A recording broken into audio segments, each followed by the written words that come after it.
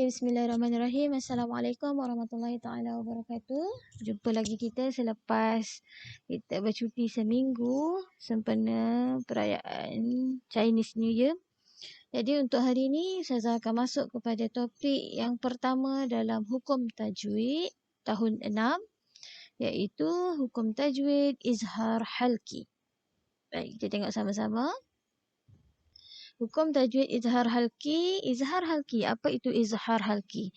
Izhar halki adalah izhar tu sendiri bermaksud terang, jelas dan nyata. Okey, apa yang terang, apa yang jelas dan apa yang nyata?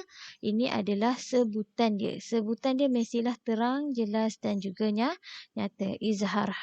Itu maksud izhar. Tapi kalau halki bermaksud halkum. Apa itu halkum?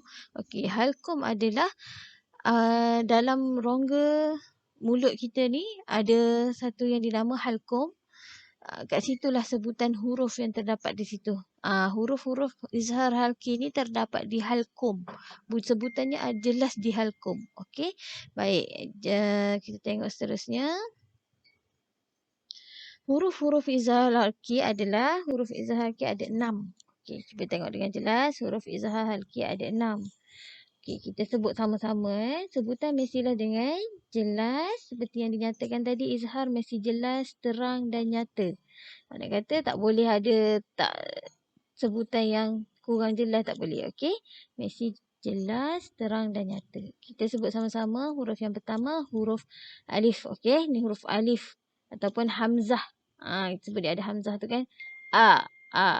Jelas. A tu jelas. Okey, kemudian huruf ha.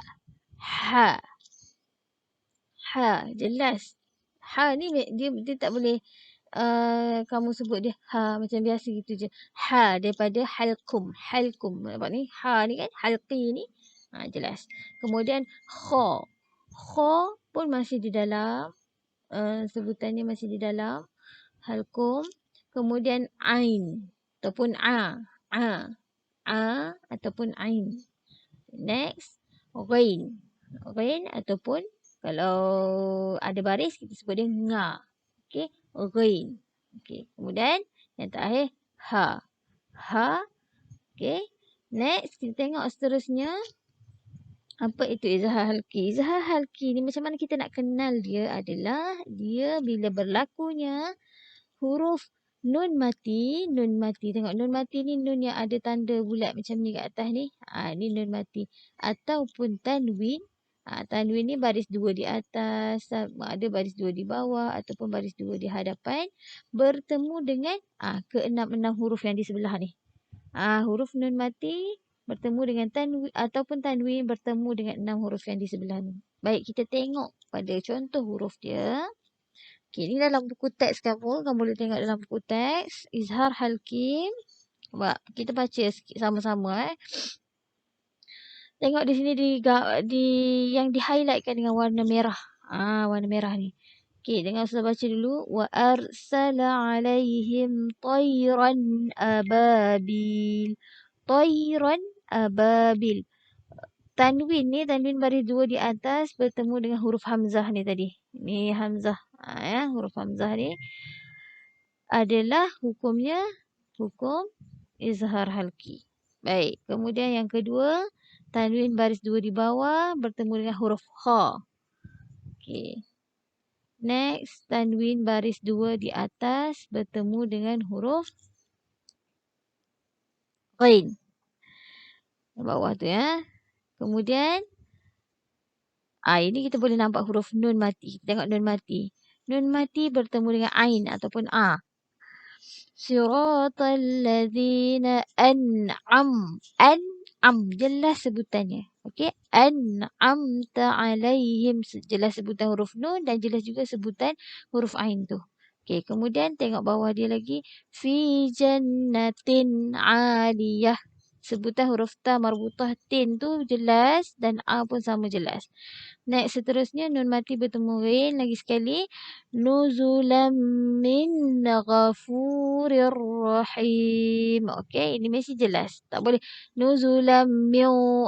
Itu dah dengung, itu dah salah. Okey, mesti baca min ghafurir rahim. Okey. Okey, ni banyak sikit kita tengok yang ayat panjang ni.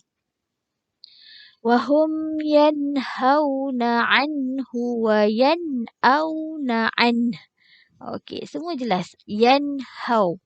Yanhau tak boleh. Wahum yanhau. Itu dengung, itu dah salah. Mesti baca dengan jelas. Wahum yanhauna anhu. Anhu. Wa yan'au. Okey, sebutan mesti jelas. Next seterusnya. Fa'in khiftum alla ta'dilu fawahidah. Fa'in khiftum. Fa'in khiftum. Nun berbunyi dengan jelas. Kha pun bunyi dengan jelas. Seterusnya. Inna rabbi ala kulli syai'in hafiz. Syai'in hafiz. Hamzah berbunyi dengan jelas. Ha juga berbunyi dengan jelas. Next yang terakhir. Fasalli li rabbika wanhar. Fasalli li rabbika wanhar. Jelas ya. Nun mati dah bertemu dengan huruf ha. Kita tengok sikit kepada info di bawah tu. Ini adalah info di mana dia nak sebut.